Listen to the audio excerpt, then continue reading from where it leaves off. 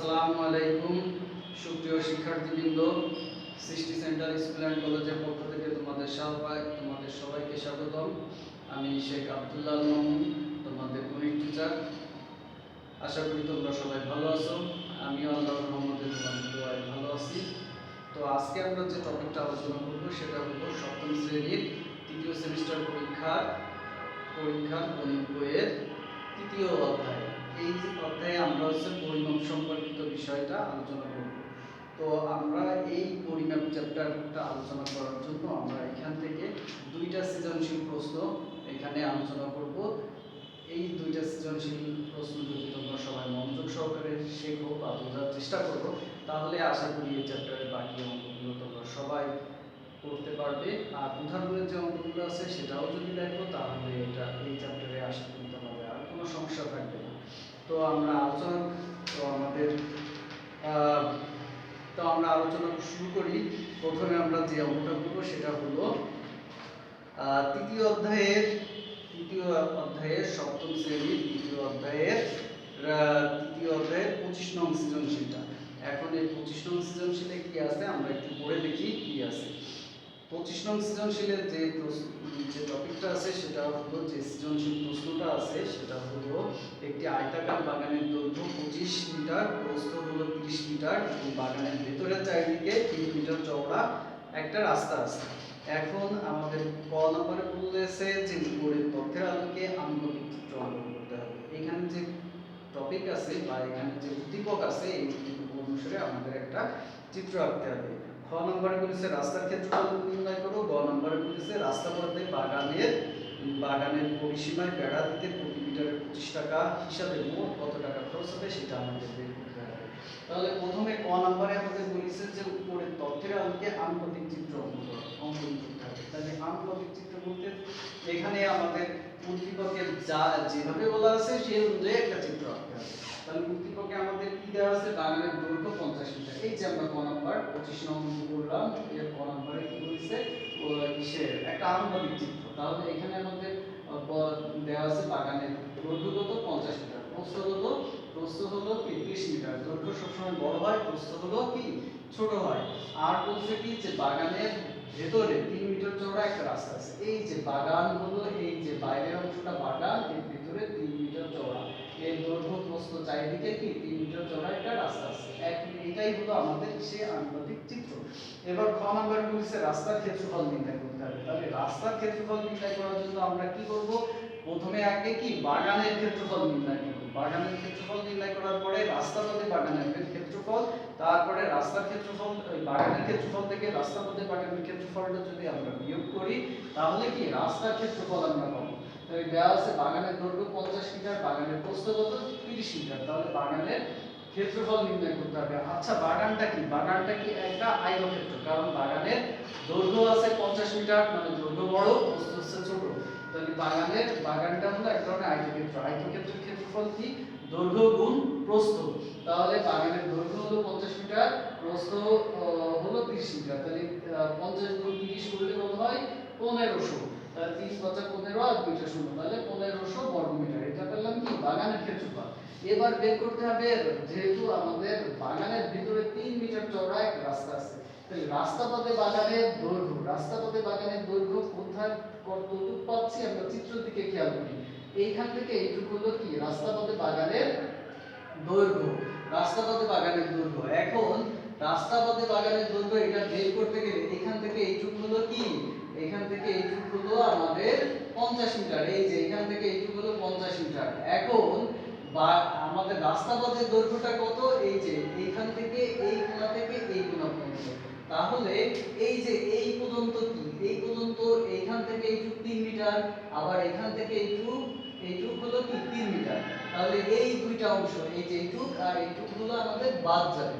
তাহলে বাদ গেলে আমাদের রাস্তা পথে বাগানের দৈর্ঘ্যটা আমাদের কত হচ্ছে, রাস্তা পথে বাগানের দৈর্ঘ্য আমরা পাচ্ছি কি, এই যে আমাদের 50 বিয়োগ 3 যোগ 3, কারণ এই 3 যোগ এই 3, এই 3 যোগ এই 3। তাহলে রাস্তা পথে বাগানের দৈর্ঘ্য আমাদের কত পাওয়া যাচ্ছে, 3 যোগ 3 6 মিটার। তাহলে 3 যোগ 3 6 মিটার। তাহলে 50 বিয়োগ 6 তার মানে কত, 44। 50 বিয়োগ 6 তাহলে হচ্ছে 44 মিটার। এবার রাস্তা পথে বাগানের প্রস্থ কত 30 মিটার। তাহলে রাস্তা পথে বাগানের প্রস্থ কত, এই যে এইখান থেকে এইটুকু, তার মানে কি, তার মানে এবার এই যে এইখান এইটু আর হচ্ছে কি এইটু, এই অংশটুকু এই যে এইটু আর হচ্ছে এইটু বাদ যাবে। তাহলে বাদ গেলে এই যে এখান থেকে টোটালটা কত, টোটালটা হলো 30 মিটার। তাহলে এইটুক আর এইটুক কত, 3 মিটার 3 মিটার। তাহলে 3 মিটার 3 মিটার বাদ দিলে আমাদের এই যে রাস্তা পথে বাগানের দৈর্ঘ্যটা আমাদের কত হচ্ছে, কত বা রাস্তা পথে বাগানের প্রস্থটা কত, এই যে 30 বিয়োগ এই যে এই 3 আর হলো এই 3, এই 3 এবং এই 3 মিলে আমাদের এই 3 এর যোগফল কত, 6। এই যে 3 যোগ 3 তাহলে 6 মিটার। তাহলে 30 বিয়োগ হচ্ছে 6 তার মানে 24 মিটার। তাহলে রাস্তা পথে বাগানের ক্ষেত্রফল কত, এই যে রাস্তা পথে বাগানের দৈর্ঘ্য পাইলাম 44 এবং প্রস্থ পাইলাম কত, 24। তাহলে 44 আর 24 গুণ করলে কত হয়, 1056। তাহলে রাস্তার ক্ষেত্রফল কি হবে, এই বাগানের ক্ষেত্রফল থেকে যদি রাস্তা পথে বাগানের ক্ষেত্রফল বাদ দেওয়া হয় তাহলে এই যে 4 কোণা যে অংশ রাস্তা, এই 4 কোণা রাস্তার ক্ষেত্রফল আমরা বের করতে পারবো। তাহলে আমাদের রাস্তার ক্ষেত্রফল কত হবে, এই 1500 বিয়োগ কত কত আমাদের 1056, এটা করলে কত হয় 444। তাহলে রাস্তা পথে বাগানের ক্ষেত্রফল 444। এবার বলিছে, এবার 2 নম্বরে আমাদের বলছে কি যে রাস্তা পথে বাগানের পরিসীমায় বেড়া দিতে প্রতি মিটারে 25 টাকা হিসেবে মোট কত টাকা খরচ হবে। তাহলে আমরা জানি এটা যেহেতু একটা বাগানটা কি আয়তক্ষেত্র, তাহলে আয়তক্ষেত্রের পরিসীমা সমান কি 2 দৈর্ঘ্য যোগ প্রস্থ। এই যে আমরা লিখছি যে আমরা জানি আয়তাকার ক্ষেত্রের পরিসীমা হলো 2 দৈর্ঘ্য যোগ প্রস্থ। তাহলে রাস্তা পথে বাগানের পরিসীমা কি হবে, রাস্তা পথে বাগানের দৈর্ঘ্য যা প্রস্থ যা তার মানে তার থেকে আমাদের পরিসীমা বের করতে হবে। তো রাস্তা পথে বাগানের দৈর্ঘ্য কত, 44 মিটার, প্রস্থ কত, 24 মিটার। তাহলে রাস্তা পথে বাগানের দৈর্ঘ্য প্রস্থ থেকে আমরা বের করব কি, রাস্তা পথে বাগানের পরিসীমা। তাহলে রাস্তা পথে বাগানের পরিসীমাটা কত হবে, 2 দৈর্ঘ্যের জায়গায় আছে রাস্তা পথের দৈর্ঘ্য 44, রাস্তা পথের প্রস্থ 24। তাহলে 44 আর 24 যোগ করলে কত হয়, 4 4 8 4 2 6। এবার 2 গুণ করে দাও, করলে কত হবে, 8 2 16 6 হাতে 1 6 2 12 আর 13 136 মিটার। পরিসীমা কি শুধু মিটার হয়। তাই এখন আমাদের প্রশ্নে বলা আছে কি যে বেড়া দিতে প্রতি বর্গ মিটারে প্রতি মিটারে খরচ হচ্ছে কত, 25 টাকা। প্রতি মিটারে খরচ হচ্ছে আমাদের 25 টাকা। তাহলে বেড়া দিতে 1 মিটারে খরচ হয়, বেড়া দিতে 1 মিটারে খরচ হয়। এখানে আমরা একটু লিখে দিই মিটারে, 1 মিটারে রাস্তা বেড়া দিতে 1 মিটারে খরচ হয় কত, 25 টাকা। তাহলে আমাদের কি বেড়া দিতে 136 মিটারের খরচ হবে, 24 গুণ 136 করলে কত হয়, 3400 টাকা। তাহলে এইটাই হলো আমাদের 2 নম্বরের উত্তর। তাহলে এখান থেকে আমরা কি করলাম, 25 নম্বর অঙ্কটা করলাম। 25 নম্বর অঙ্কটা খুবই সোজা এবং ইম্পর্টেন্ট আছে, যে অনেক পরীক্ষায় দেখা যায় এই অঙ্কটা। আচ্ছা, এবার আমরা যে অঙ্কটা করব সেটা হলো 27 নাম্বার। 27 নম্বরে আমাদের একটা চিত্র দেওয়া আছে। এই যে 27 নম্বরে এরকম একটা উদ্দীপকে এরকম একটা চিত্র দেওয়া আছে। এই চিত্র দিয়ে বলেছে যে ABCD একটা সামান্তরিক, এই যে ABCD একটা সামান্তরিক, এই সামান্তরিকের পরিসীমা দেওয়া আছে কত, 300 মিটার। পরিসীমা দেওয়া আছে, সামান্তরিকের পরিসীমা 300 মিটার। আর হচ্ছে এবং ADF, এই যে ADF এই ত্রিভুজের, এটা একটা ত্রিভুজ, এই ত্রিভুজের ক্ষেত্রফল কি, সামান্তরিক ক্ষেত্রফলের 1/4। মানে ত্রিভুজের ক্ষেত্রফল হবে কি, সামান্তরিকের ক্ষেত্রফলের 4 ভাগের 1 ভাগ। সামান্তরিকের ক্ষেত্রফল যা হবে তাকে 4 দিয়ে ভাগ করলে কি ত্রিভুজের ক্ষেত্রফল পাওয়া যাবে। এইটা হলো মূলত কথা। এখন আমাদের ক নম্বরে বলেছে সামান্তরিকের পরিসীমাকে কিলোমিটার এবং সেন্টিমিটারে প্রকাশ করতে হবে। তাহলে দেওয়া আছে কি, আমরা লিখি 27 সঙ্গে আমাদের দেওয়া আছে কি, দেওয়া আছে সামান্তরিকের পরিসীমা 300 মিটার। সামান্তরিকের পরিসীমা 300 মিটার, এই 300 মিটারকে কি করতে হবে, কিলোমিটার এবং সেন্টিমিটারে নিতে হবে। এখন মিটার থেকে কিলোমিটার কি বড়, মিটার একক থেকে কিলোমিটার একক হলো বড় একক। তাহলে ছোট একক থেকে বড় এককে যেতে গেলে কি করতে হয়, ভাগ করতে হয়। ছোট একক থেকে বড় এককে যেতে গেলে ভাগ করতে হয়। সে ভাগ করব কি দিয়ে, ওই একক কনভার্টের জন্য যে আমাদের সংখ্যা আছে সেটা, যেমন এখানে দেখো গুণিতক সংখ্যা কত, এই যে 1000 কিলোমিটার, 1000 মিটারে কি হয় 1 কিলোমিটার। তাহলে এই যে মিটার থেকে আমরা কি করব, কিলোমিটারে যেতে গেলে কি করতে হবে, ওই যে 300 মিটার, এই 300 মিটারকে কি করব 1000 দিয়ে ভাগ করলে আমরা 300 মিটার থেকে 300 কিলোমিটারে যাব। আমরা একটু আগে বলছিলাম ছোট একক থেকে বড় এককে যেতে গেলে ভাগ করতে হয়, সেটা ভাগ করব কত দিয়ে, এই সংখ্যাটা দিয়ে। কারণ 1000 মিটারে হয় কত 1 কিলোমিটার, তাহলে 300 মিটারকে যদি আমরা 1000 মিটার দিয়ে ভাগ করি তাহলে কি আমরা কিলোমিটার পাবো। কত কিলোমিটার পাবো, 0.3 কিলোমিটার, 0.3 কিলোমিটার পাবো। এবার আসি 300 মিটারকে কি করতে হবে, সেন্টিমিটারে নিতে হবে। এখন মিটার বড় না, মিটার একক বড় না সেন্টিমিটার একক বড়, মিটার একক বড়। তাহলে এখানে আমরা বলছিলাম ছোট একক থেকে বড় এককে যেতে গেলে ভাগ করতে হয়, ঠিক একই ভাবে বড় একক থেকে ছোট এককে গেলে কি করতে হয়, গুণ করতে হয়। সেই গুণ কত দিয়ে গুণ করব, এই সংখ্যা দিয়ে গুণ করব, কারণ 1 মিটার সমান কত 100 সেন্টিমিটার মিটার। তাহলে কি করব, এই 300 মিটার থেকে 300 মিটারকে যখন সেন্টিমিটারে রূপান্তর করব তাহলে কি 300 এর সঙ্গে আমরা 100 গুণ করব, গুণ করলে এটা কি হয়ে যাবে, সেন্টিমিটারে হয়ে যাবে। তাহলে 300 মিটারকে সেন্টিমিটারে রূপান্তর করলে কত হয়, 30000 সেন্টিমিটার হয়, 30000 সেন্টিমিটার। এবার আসো খ নম্বরে। খ নম্বরে বলছে এই সামান্তরিকের ক্ষেত্রফল নির্ণয় করতে বলছে। এই যে সামান্তরিক এর ক্ষেত্রফল নির্ণয় করতে হবে। তাহলে আমাদের প্রশ্নে দেয়া ছিল কি, উদ্দীপকে দেয়া ছিল সামান্তরিকের সামান্তরিকের পরিসীমা 300 মিটার। তাহলে এবার আমাদের জানতে হবে পরিসীমা জিনিসটা কি। পরিসীমা মানে হলো, যেহেতু সামান্তরিক একটা চতুর্ভুজ, আয়তক্ষেত্র সেটাও একটা চতুর্ভুজ, তাহলে চতুর্ভুজের পরিসীমা হবে কি, যে ওই চতুর্ভুজের চারটে বাহুর যোগফল। সেটা হতে পারে সামান্তরিক, হতে পারে সেটা বর্গক্ষেত্র, হতে পারে সেটা আয়তক্ষেত্র, যা হোক না কেন। তাহলে সামান্তরিকের চারটে বাহুর দৈর্ঘ্য কত, এই যে এই ভূমি মানে এই যে সমান্তরাল দুই বাহুর দৈর্ঘ্য কত 2x 2x। বিপরীত এই যে এই বরাবর মানে কি তোমার এটা কি, এই দুই বাহু মানে এই যে ভূমি বরাবর বা দৈর্ঘ্য বরাবর আছে কত 2x, আর এই যে প্রস্থ বরাবর কত আছে, প্রস্থ বরাবর আছে কত আমাদের x। তাহলে এই যে আমাদের চারটে বাহু কত আমরা কি পাইলাম, এটা সমান হলো 2x, এটা সমান 2x, এটা x, এটা x। তাহলে এখানে সামান্তরিকের পরিসীমা কি হবে, এই চারটে বাহুর যোগফল। তাহলে এখানে আমাদের চারটে বাহু কত, চারটে বাহুর তাহলে পরিসীমা আমরা কি করছি, এই চারটে বাহুর যোগফল। আর আমাদের প্রশ্নে দেওয়া আছে সামান্তরিকের পরিসীমা কত 300 মিটার। তাহলে আমরা কি করতে পারি, এই চারটে বাহুর যোগফল সমান প্রশ্ন মতে কি এই 300 মিটার। তাহলে এই যে চিত্র হতে পায় এই যে চারটে বাহু, এই চারটে বাহুর যোগফল করে আমরা কি পাইলাম 300 মিটার।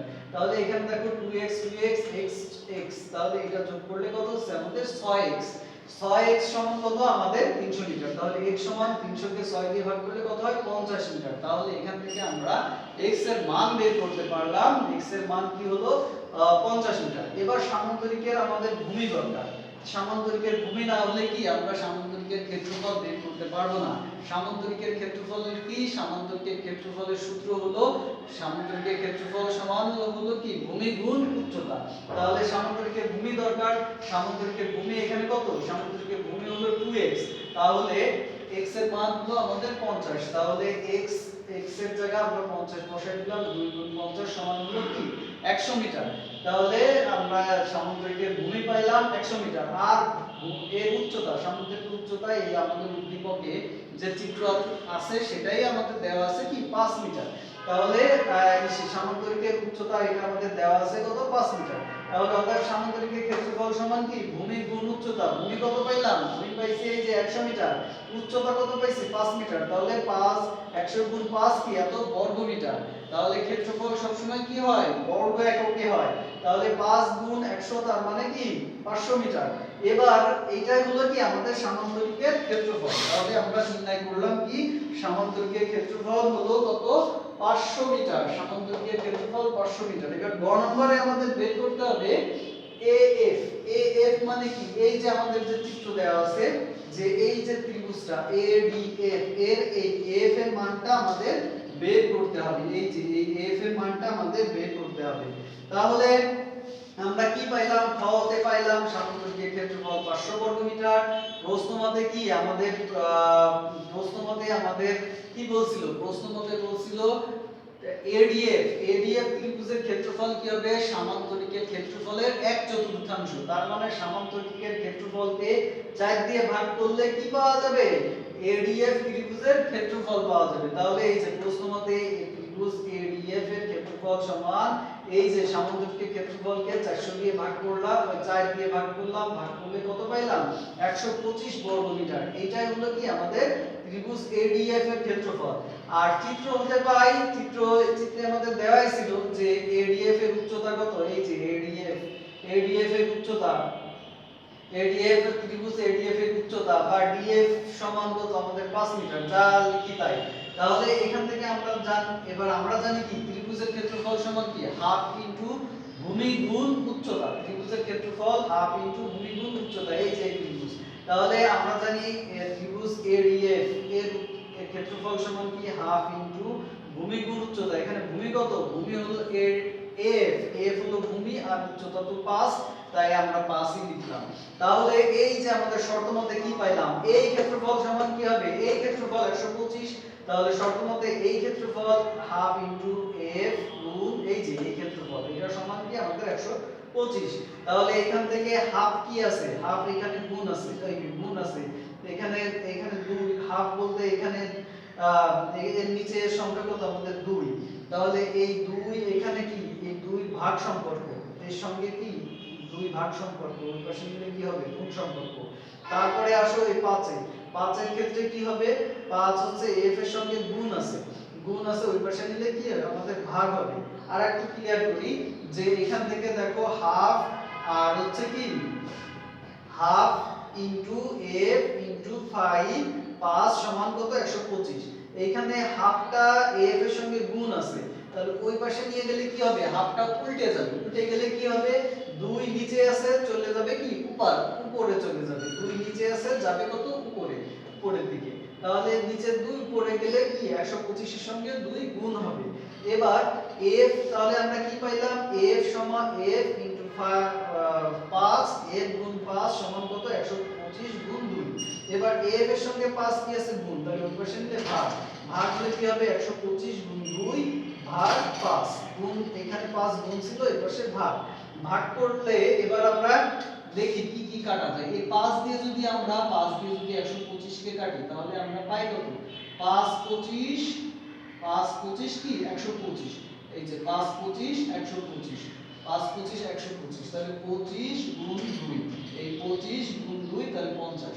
তাহলে এখান থেকে আমরা কি পাইলাম, f সমান হলো কত 50 মিটার।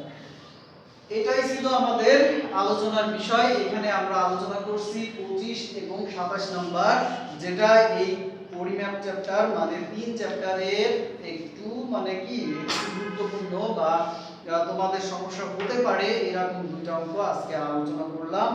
আর যে অঙ্কগুলো আছে এবং উদাহরণের যেমন 7 নাম্বার অঙ্কটা আছে, তারপরে উদাহরণের 7 নম্বরে একটা সৃজনশীল প্রশ্ন আছে। আর তাছাড়া উদাহরণ তোমাদের 4 4 5 6, এখানে 6 নাম্বার, বিশেষ করে 6 নাম্বার অঙ্কটাও যদি করো, 6 নাম্বারটা আমাদের এই 25 নাম্বারের মতো করে, তাহলে উদাহরণের অঙ্ক এবং এই দুইটা অঙ্ক যদি তোমরা খুব সুন্দরভাবে করো বা শেখার চেষ্টা করো, তাহলে আশা করি এই চ্যাপ্টারে তোমাদের আর কোনো সমস্যা থাকবে না। এটাই ছিল আমাদের আজকে আলোচনার বিষয়। তোমাদের সবাইকে অসংখ্য ধন্যবাদ। তোমরা মনোযোগ সহকারে ক্লাসটা শিখছো এই বলে আমার ক্লাস এখানেই সমাপ্ত করছি। তোমাদের সবাইকে পুনরায় আবারও ধন্যবাদ। আল্লাহ হাফেজ।